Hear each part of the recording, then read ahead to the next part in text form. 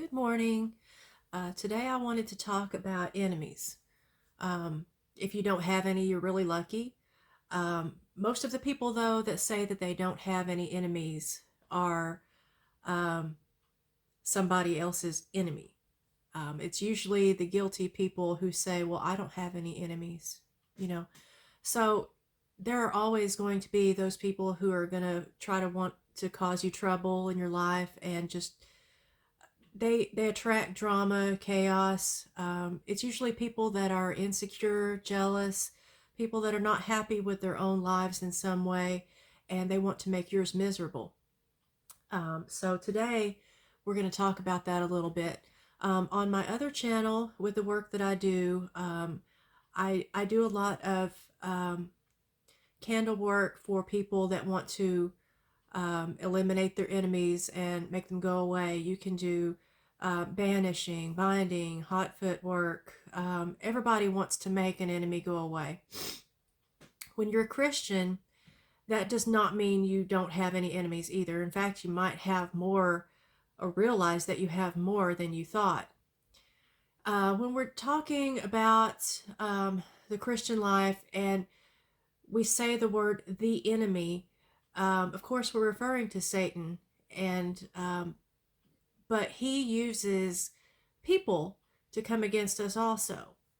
So essentially, it's the same thing. If somebody is coming against you and has initiated an attack basically on you, it still comes from what they refer to as the enemy, meaning Satan, meaning evil.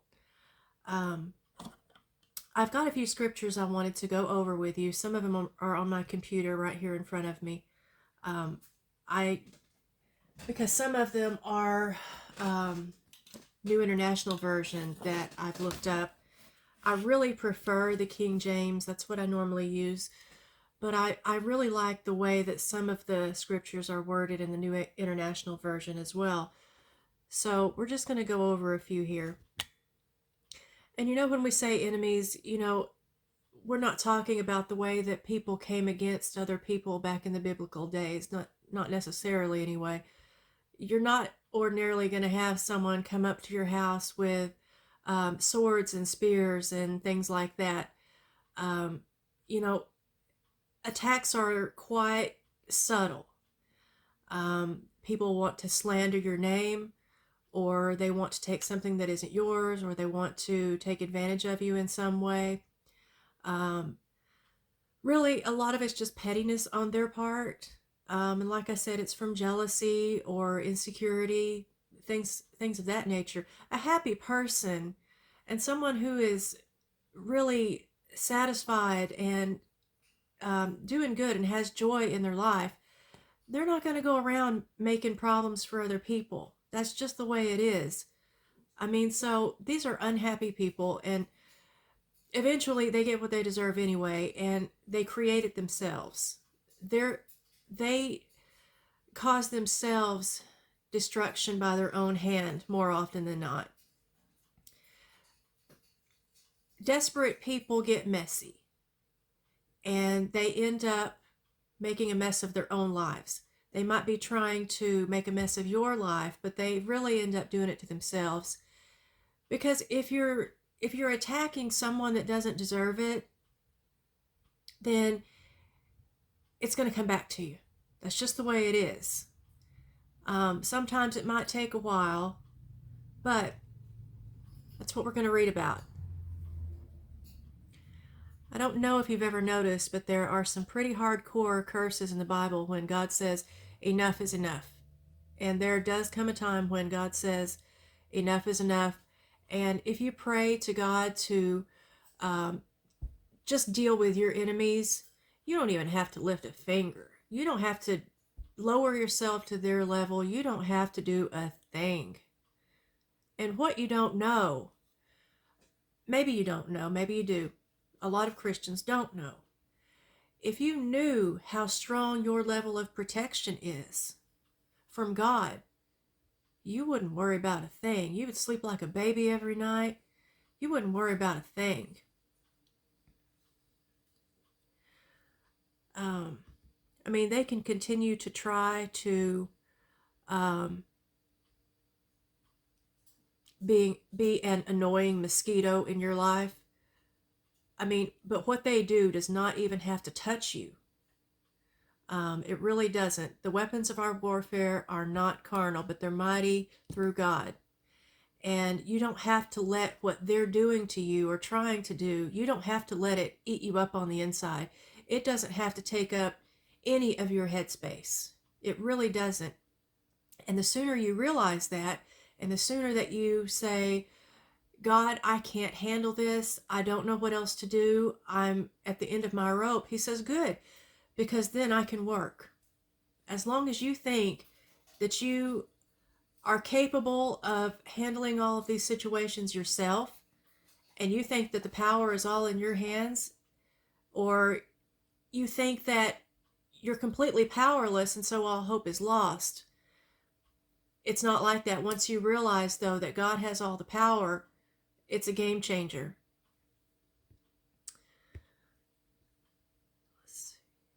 And and a lot of times it seems like your enemies are doing just fine and you're struggling and they're all happy, you know, because they seem like they don't have any problems and you do. Watch this.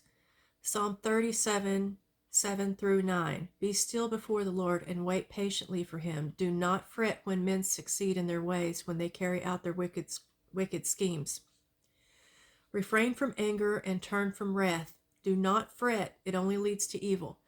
See, when we get all desperate also and we panic and we're like, I got to do something, you're going to mess up. And it only leads to evil. You're going to multiply your own problems. Verse 9, for evil men will be cut off, but those who hope in the Lord will inherit the land. Let's see here.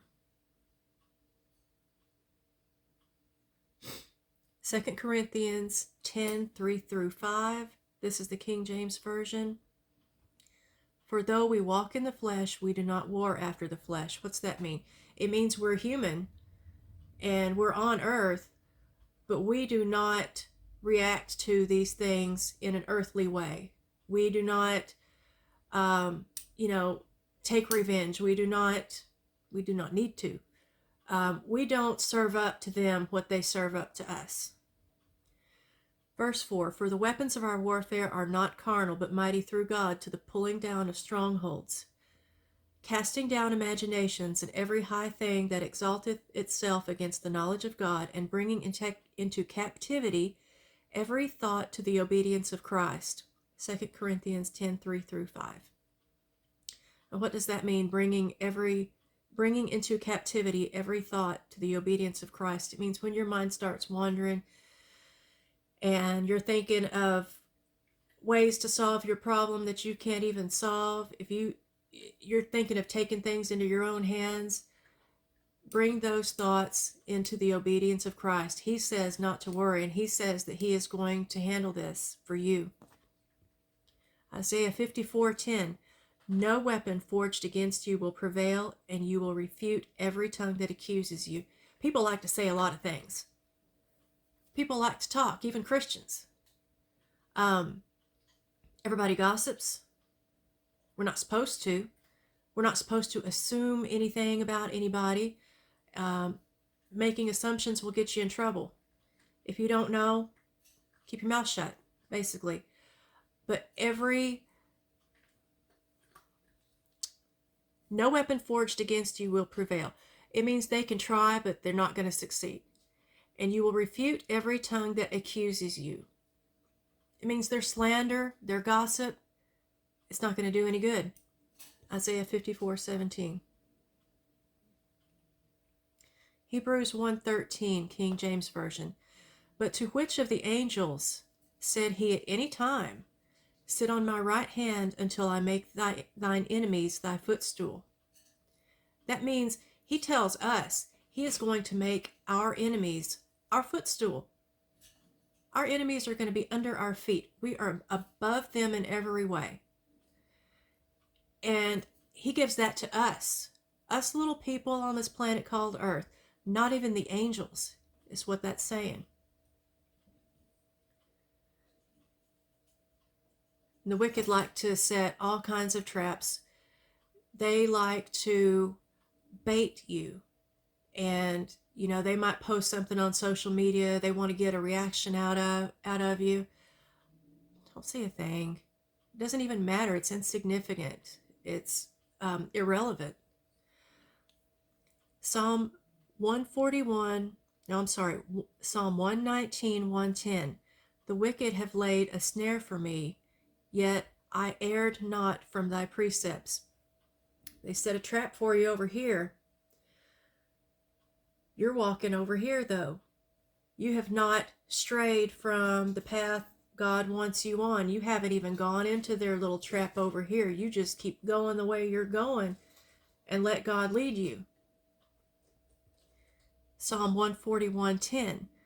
Let the wicked fall into their own nets, whilst that I withal escape. They're what I said a while ago. They are going to trap themselves. They're going to fall into their own traps. Desperate people get messy. They make messes and they basically screw themselves. It happens. Just let them. Just let them. There's so very many Psalms where the psalmist, and usually it's David, is crying out to God, and he's just, we have moods too, and we're human. We're like, why is this happening to me? And God, don't you see what's going on? And we have our moods. We have our moments. It's okay to cry out to God. Tell him about all of this. Don't be on social media going, why me? This person's doing this to me and I don't deserve it, and blah, blah, blah. Crying to God about it is perfectly fine. What you say to him is just between you and him. He's not going to post about it on Facebook. And you're not bugging him. I always say that. Why do we think that our situations are just too small and insignificant for God? If he's writing about what we're supposed to do, if he's writing about our problems, he knows all the types of things that we go through. And he's writing about it and saying, when you've got a problem, you come to me and I'll deal with it. So never feel like you are too insignificant and small, a tiny little person on this planet Earth, that God's too busy to pay attention to what's going on with you and help you. Never feel that way. Because I don't have it pulled up right now, so I can't really quote it from memory, but we are worth more to him than many sparrows. He pays attention. It says, not one of these sparrows will fall to the ground without my Father noticing. And even the very hairs of your head are numbered. So if you think for a minute that he's not going to know what's going on with you and he's not going to help you, then you're wrong.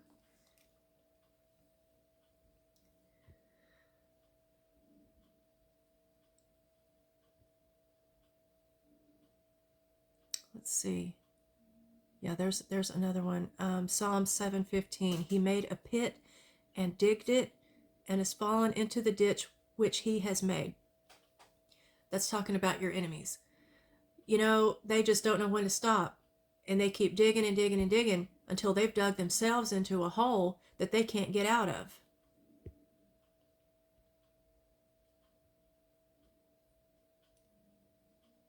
Psalm 27, 3 through 5. Though a host should encamp against me, my heart shall not fear. Most of the time it's, just one or two people that's coming against us, but even if it was a whole host, a whole army of people, everybody's against you, my heart shall not fear. Though war should rise against me, in this I will be confident. One thing have I desired of the Lord, that I will seek after, that I may dwell in the house of the Lord all the days of my life, to behold the beauty of the Lord, and inquire in his temple. For in time of trouble he shall hide me in his pavilion. In the secret of his tabernacle shall he hide me, and he shall set me upon a rock.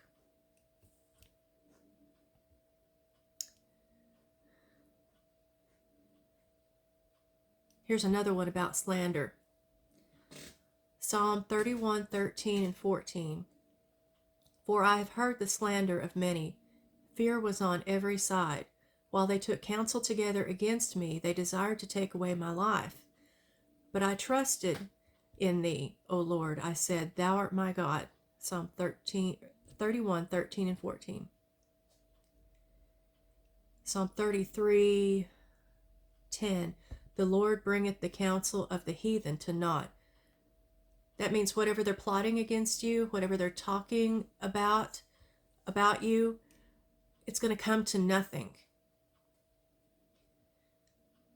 The rest of that verse is, fight against them that fight against me. God will fight for you. Fight your enemies. Let me look up this one while I'm near that topic.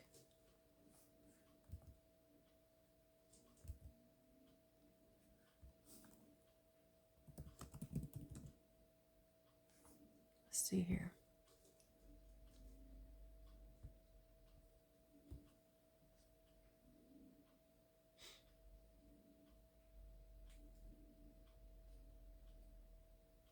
I can't find that one right now. I'll come back to it if I think of it.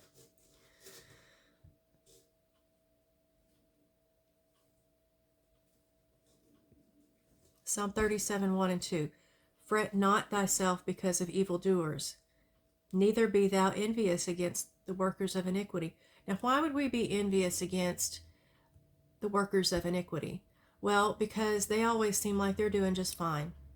They're going about their way. Nothing's going wrong for them. They're not having the trouble that you're having, that they're trying to cause you. So don't be envious when you don't see them struggling. The second verse says, For they shall soon be cut down like the grass and wither as the green herb. That's like a tower moment. They're not going to see it coming. When God finally says that is just enough, even in the midst of everything going right for them and everything being just fine, He'll cut them down.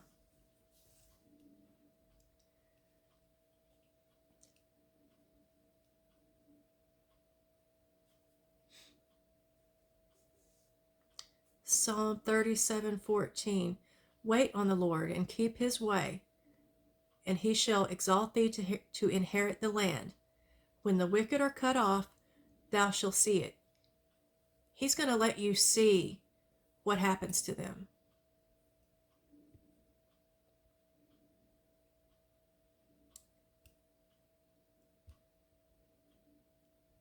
Psalm 56:9. When I cry unto thee, then mine enemies turn back. This I know, for God is for me.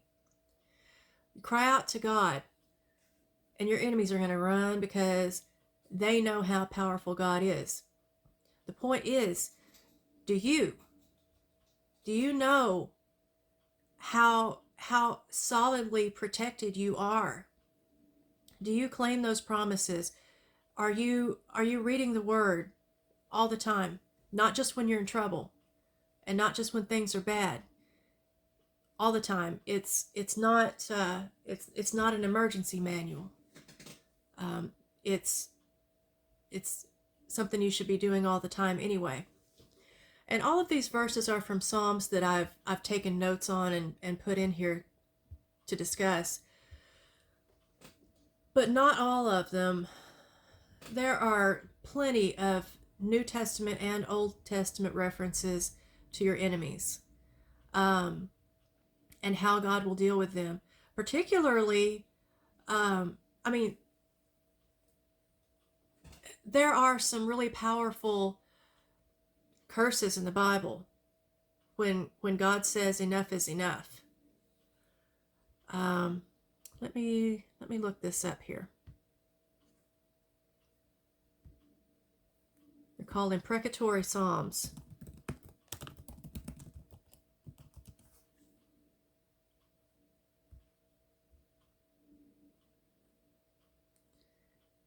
And it's really long. I'm not going to take the time to read it all here.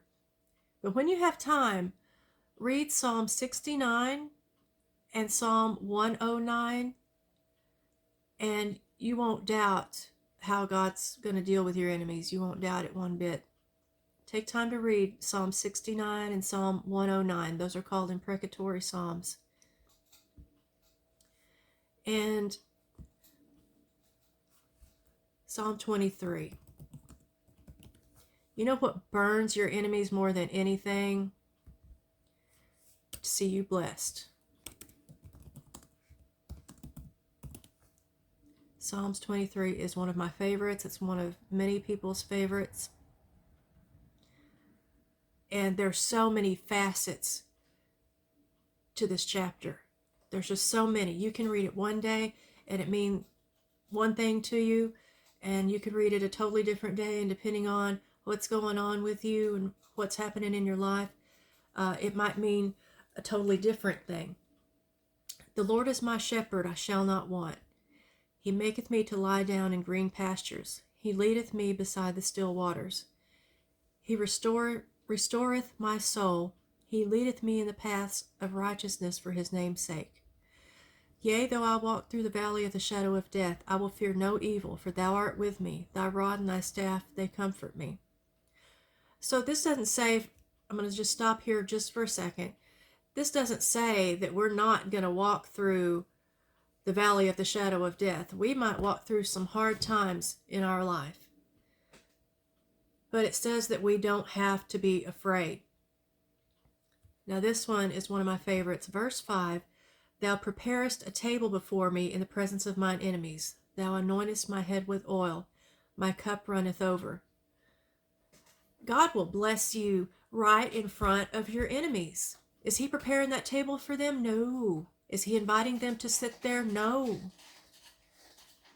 You know, sometimes you can wish, well, I wish I could sit at the cool kids table. I wish I was like them. I wish I was invited to certain things and accepted in certain circles.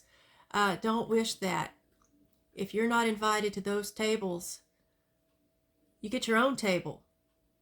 God will prepare a table before you in the presence of your enemies. How cool is that? They're going to see it and it's going to burn them more than anything. Verse 6, Surely goodness and mercy will follow me all the days of my life, and I will dwell in the house of the Lord forever. Let's see. I pulled up a couple of other ones here too.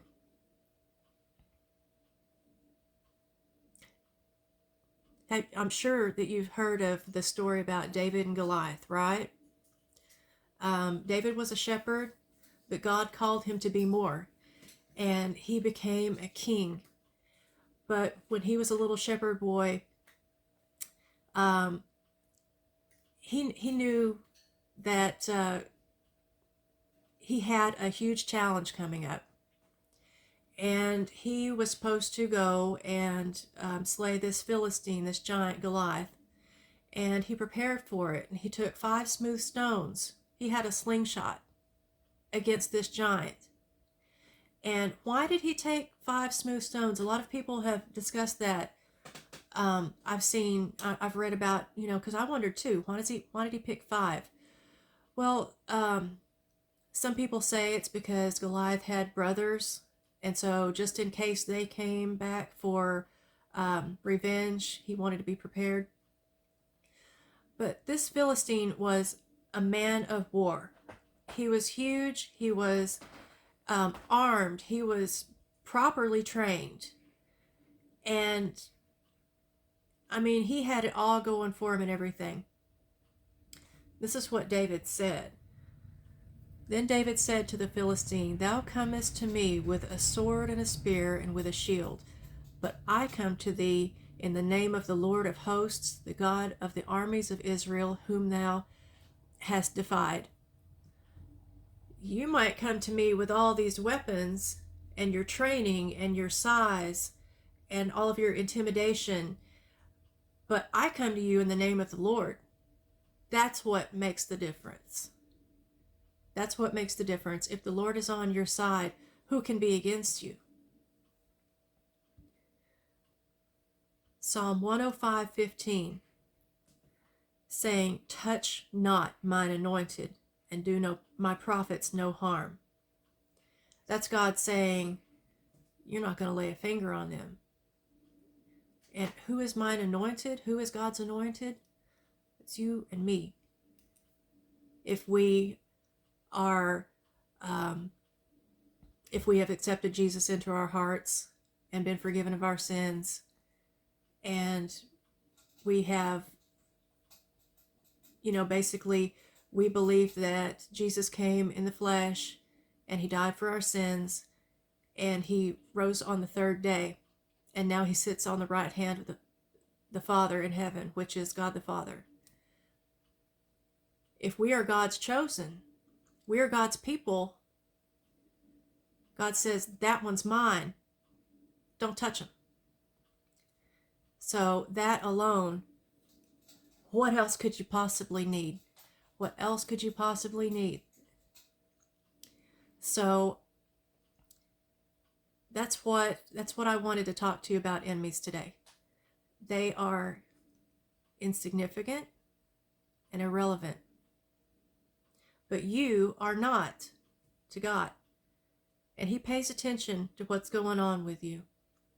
And even if you've got a lot going wrong, if you've got a lot coming against you, it's not too big for God. Thanks for watching. I'll see you next time.